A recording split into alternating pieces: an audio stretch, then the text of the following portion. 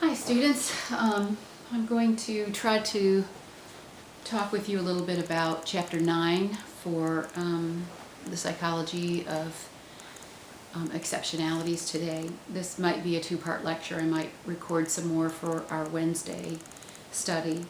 But I wanted to get started today with this part of a lecture, and I have a short sort of a forum assignment that I thought I would try to do with you today after you finish watching this video. My idea is that I would talk with you a little bit about the deaf and hard of hearing community, what the issues are for parents, generally how parents feel about it, how they might think about it, how kids are educated, what their characteristics are like, and so on. And then I'm going to ask you at the end of this to do a short exercise where you're doing something written in association with this. It will probably be in the form of a forum, or I might make it just a little 1/2 page paper or something. So to get started, the first thing I want to do is have you look in your textbook on page 293. So I hope you have your textbook with you. I left mine in the dining room, so I think I have pages referenced for you. But on that page, on 293, is just a picture of a couple of children, and one of the children is whispering in the ear of another, and the child who's receiving the message has an expression on her face, and you can just tell that there's a lot going on between those children. They're happy together. You can see the excitement of the person who's whispering, and you can also see the face of the child who's being told something. And I thought that was just such a poignant photograph to put in our chapter, just indicating, how important language is really for all people, and how it helps us with our learning, how language helps us with our socialization. It helps us develop a sense of who we are. It helps us play. We certainly use language in learning and work in our adult lives. I went online and found a coordinated picture for two children who were communicating using sign language, American Sign Language. And I have those posted on our webpage, and it's fun to see the same kind of excitement and clear communication between children who are not using spoken language necessarily. They're probably using ASL, or American Sign Language. And my point in starting our lecture today with that idea is just how important it is to be able to communicate. And children who receive special education services in the United States under the category of deaf or hard of hearing are children who need to be able to learn these skills, how to communicate, and so our federal government funds special education services for those children. So just getting that into your head kind of as a beginning sort of idea, about the importance of communication. So the other thing I want to start out with us considering, that I don't know if you know about, you may, is the importance of the deaf culture in America. And so when I say the deaf culture, I'm using the word deaf with a capital D, and this is a very specific kind of community. And I didn't know very much about the deaf culture until I began to teach this class several years ago, and ended up having a person who was deaf in my class. And so just as a preview, it's interesting for you to know that the deaf culture, as a collective culture, views itself as not handicapped. They view themselves as people who communicate in an alternate fashion, but who have all the other skills and activities and joys and trials of any other kind of human group. They just don't see themselves as handicapped. And more to the point, they can be a little bit militant about forcing their children to learn to speak and they feel that American Sign Language, their chosen language, is an adequate language for them, and they are very protective of it. They don't want American Sign Language to be subsumed by their child learning standard English. And this is something important for you to understand, that especially if you are working with parents who are deaf themselves, and especially if they are part of a deaf community, and especially if they were born deaf. So that's just something for you to be aware of. It is quite important understanding to have. Let's see. So what I'd like you to consider as we talk about this chapter, that parents who find themselves with a child who is deaf or hard of hearing, or who has experienced hearing loss, have a lot of decisions to make. They have to decide how they want their child to be educated. Some parents might decide that their children get educated at a school for the deaf, a residential school for the deaf, or a special school for the deaf that's not residential. Or they may decide to educate their child as a homeschooled child because they themselves are deaf and use American Sign Language. They might also decide other forms of education, and those are discussed in your book, and we may get into those in a second lecture. These parents also have to decide what kinds of augmentation for hearing that their child will receive. Part of this depends on the nature of the loss of hearing. So, for some children with hearing loss, a hearing aid is very helpful, or certain kinds of hearing aids are helpful. For other children, cochlear implants are the way to go because of the nature of the hearing loss and the mechanics of the hearing loss. By the way, as a part of this lecture, I've posted the YouTube video that is, I think, 5 minutes long, and it discusses the mechanics of hearing. This is described in your textbook for sure. There's in the first couple of pages of your textbook, there's a really good graphic of that. I think it's on page 293, and kind of some of that discussion wraps over to page 295. So, understanding the mechanics of hearing and then of hearing loss is helpful to you in understanding the kind of assistive device that a child would be prescribed by their audiologist. Okay. So starting out, as your book often does, it's good to talk about definitions. And so here we're just going to have a brief discussion about deafness and hard of hearing children who are deaf and who are hard of hearing. So deafness is defined as a hearing loss so severe that the child is impaired in processing linguistic information through hearing, with or without amplification, and that this impairment adversely affects their educational performance. So let me read that to you again. It's off my notes. Deaf is defined, as our textbook says, as a hearing loss so severe that the child is impaired in processing linguistic information through hearing, with or without amplification, and that this adversely affects the child's educational performance. So another note related to this is that a child who is deaf can't use hearing to understand speech and can't use hearing to learn speech. And so kids who are deaf primarily learn about language and communication through their visual senses. That's interesting to think about. Hard of hearing children, on the other hand, are children who they can use their hearing to some degree to understand speech.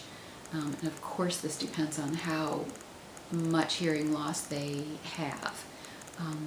But they generally can receive a hearing aid and can have amplification from a hearing aid, and generally can learn to speak too.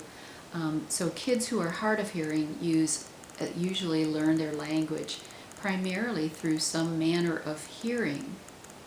So right there is a very interesting distinction between children who are categorized as deaf or children who are categorized as hard of hearing in terms of their education.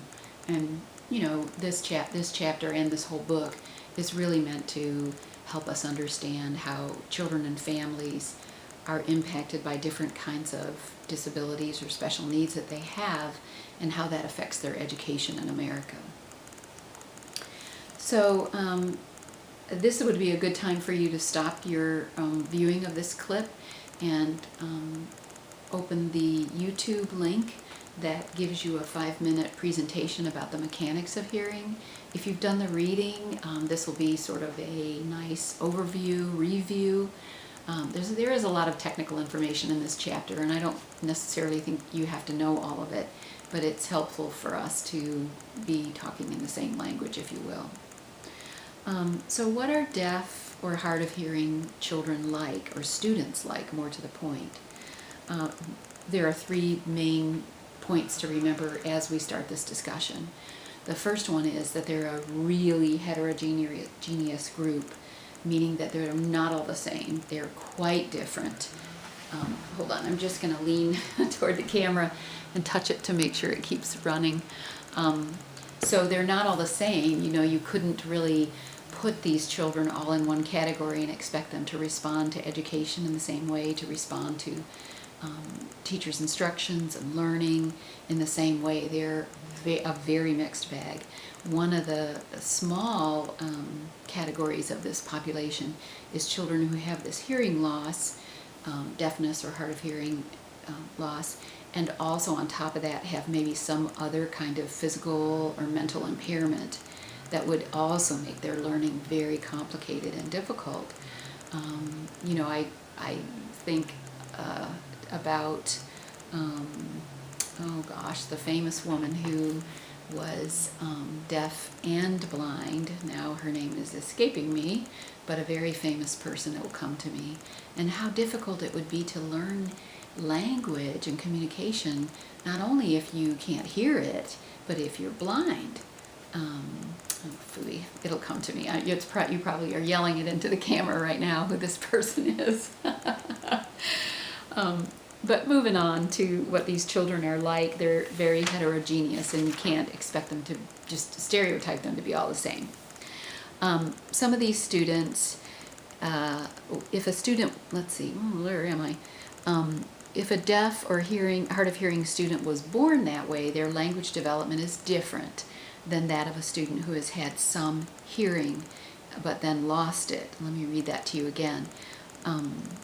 Some of these students are brilliant, I didn't say that earlier, and they function well at high levels of education. Some of them, many students who are deaf or hard of hearing now go on to college, and that's something that's fairly recent, actually. Let's see. I wanted to say that if a deaf or hard of hearing student was born deaf, particularly born deaf or hard of hearing, their language development would have been very affected, and is different than a student who has had some hearing, maybe up until the age of 5, and then was in a car accident or had a big fall that affected their hearing. You know from language development that children are listening as they're infants. We talked about this in the prior chapter. They are learning the cadence of speech. They're learning inflection, syntax, vocabulary, all kinds of things. And so, language development is something that a child does naturally. And a child who is deaf at birth or very hard of hearing at birth doesn't have all of that natural environmental stimulation to learn language. They just don't. They have, their visual cues when people are speaking to them and using facial expressions and touch, and maybe even gestures. They're going to learn and develop language based on what they see, not at all upon what they hear. So you can't also really generalize about how well or how poorly a deaf or hard of hearing child is going to perform in school. This is a really rich, broad, unique, and diverse cultural group, people who are deaf or hard of hearing. Another point to remember is the level of functioning for this child. Their social functioning, their emotional functioning, their academic functioning is very much tied to several important factors. So how well a child who is hard of hearing or deaf functions, if you will, as a part of our human culture depends on a lot of things. One of those things is on their home environment. So if their birth parents, the people who are raising them, are also deaf and were deaf from birth or very soon after that, and are very immersed in the deaf culture, and by that I mean capital DEAF culture, this child is going to develop sign language as they develop as a child.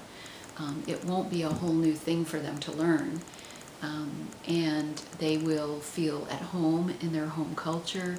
If their parents are very immersed in their deaf community, then wherever these children go, generally they're going to be around other deaf people. And so the kids born into this kind of situation are going to feel much more a part of a community, much more like everyone else around them, then they will feel different than everyone else around them. And consequently, their mental health is usually better. They don't feel as isolated. They feel like they belong. They don't feel like something's wrong with them. So there's a real richness for children who are born hard of hearing or deaf if they have a family who is already immersed in that culture. If that's clear, you can kind of see how that would work, right? Let's see. Another factor that has to do with how well a child functions is when their hearing loss occurred. I've kind of been talking around this a little bit in this lecture, but if a child is born with a hearing loss, how well they function is maybe going to be a little bit different than a child who had hearing until they had maybe the measles or something at the age of 13. And then that child had to learn to function as a person who is deaf or hard of hearing. Kids who have had some hearing have a much broader vocabulary. Actually, they generally are able to sort of be at grade level in their learning, whereas children who are born deaf often lag fairly far behind in class. So there are challenges, for sure, for children who are born hard of hearing or deaf. Another important factor to think about, this is a big idea, is that our English language, our spoken and written English language, is very structured. It's like any language. It's like Greek or French or German or Persian. It has a structure. It has phonemes. It has morphemes. Remember this from our last chapter. It has syntax and it has pragmatics. And so it's a complete language. And ASL, American Sign Language, is also now considered to be a complete language with its own morphemes and phonemes and morphemes and syntax and pragmatics and semantics. So what we need to understand is that ASL is one thing. It's its own language. It's like French, perhaps. And Standard English is not the same thing. So ASL and Standard English are not the same. So they have different structures in terms of how words are placed in sentences. And a factor to think about is, whether if a child is born with some hearing and they they are in a household that uses spoken English language. Maybe neither of the parents are hard of hearing, and so they use a lot of spoken English language. This child is probably going to have spoken English language as their first language, whereas a child who is born to a family that also has deaf parents and uses ASL, their first language is going to be ASL. So I want you to start thinking about this, the idea of a child's first language, the language that they use the most, that's used at home, and a child's second language. And sometimes it's one, ASL, and sometimes it's another, American English. And the important thing to remember is that these two languages are not the same. And so, this can cause problems for children who are born with deafness or who are hard of hearing, because ASL does not have the same structures. This is discussed in your textbook, by the way, on pages 313 and 314. I'm just going to check and make sure the camera's running. Hang on.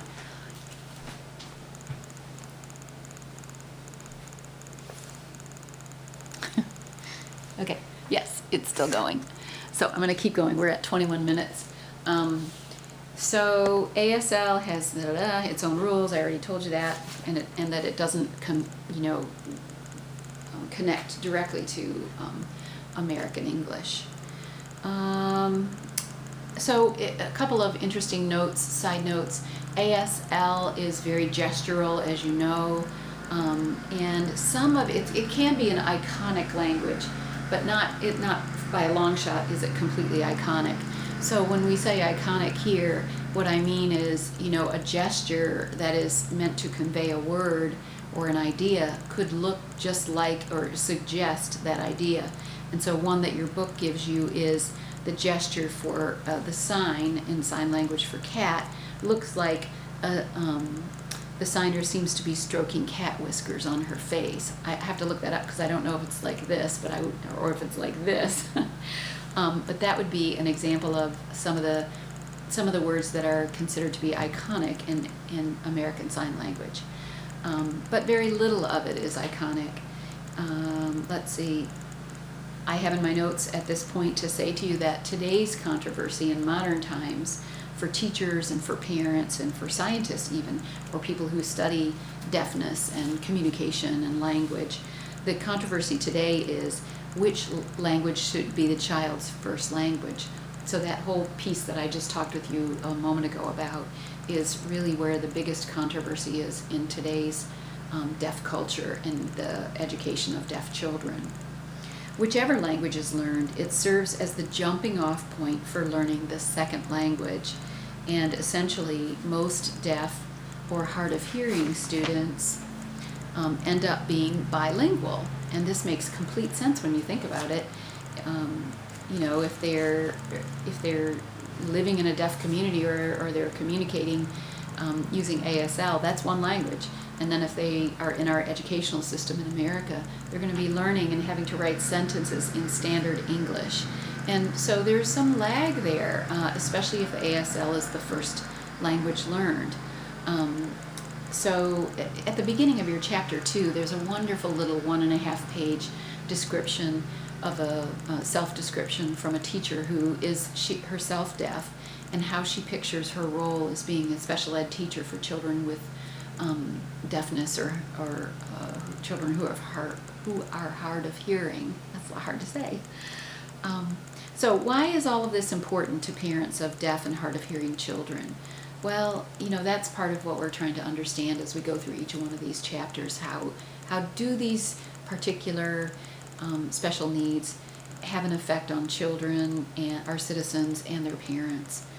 Well, all of this information and many decisions that have to be made are important because the success of their child depends on some of the decisions that these parents make, and their educational success depends on decisions that the parent makes.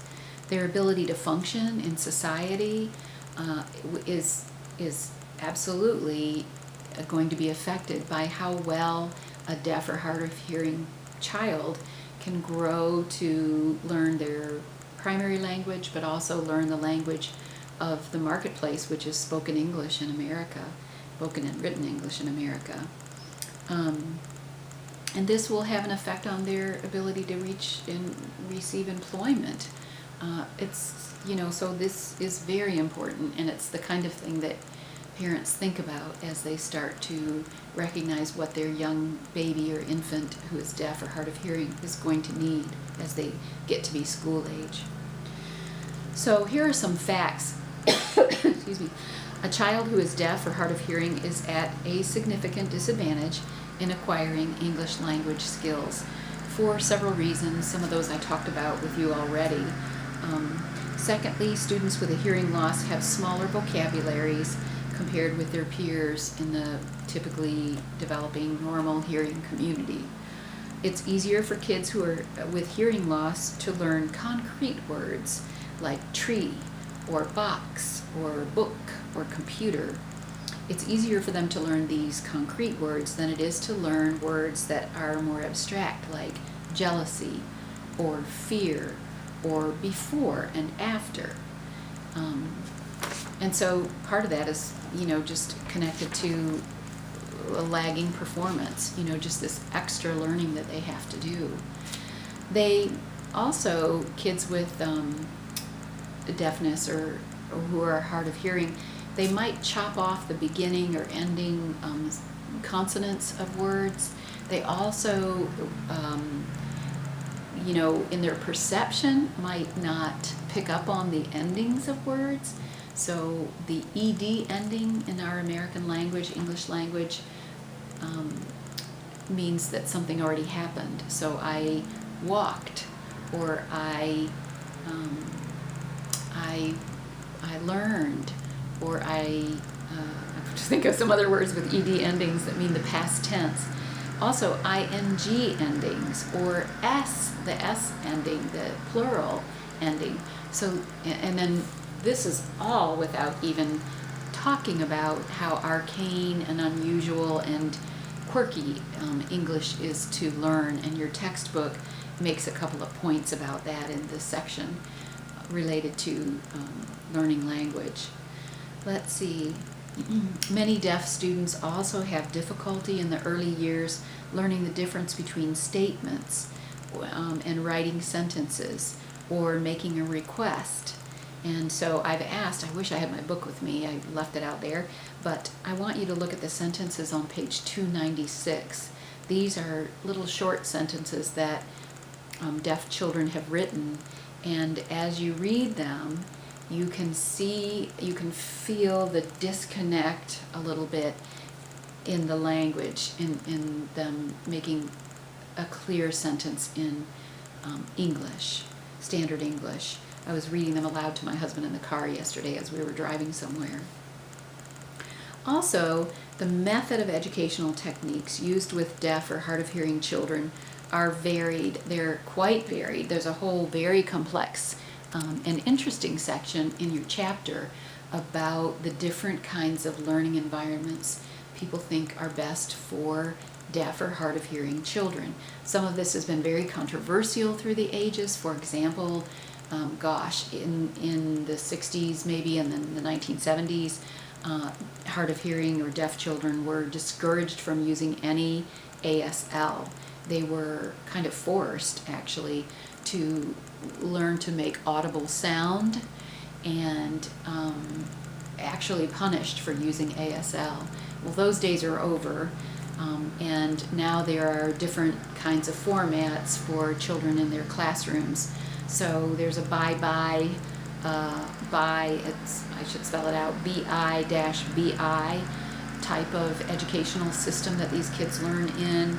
There are learning systems that are oral, A-U-R-E-L, I mean by that, or A-U-R-A-L. And so look at those different kinds of classroom/learning systems that parents have to figure out. They need to know what those are, and they need to know what the choices are that they're making for their children as they have their children enroll in school. Okay, what is the social functioning of deaf or hard of hearing children like? Talked about this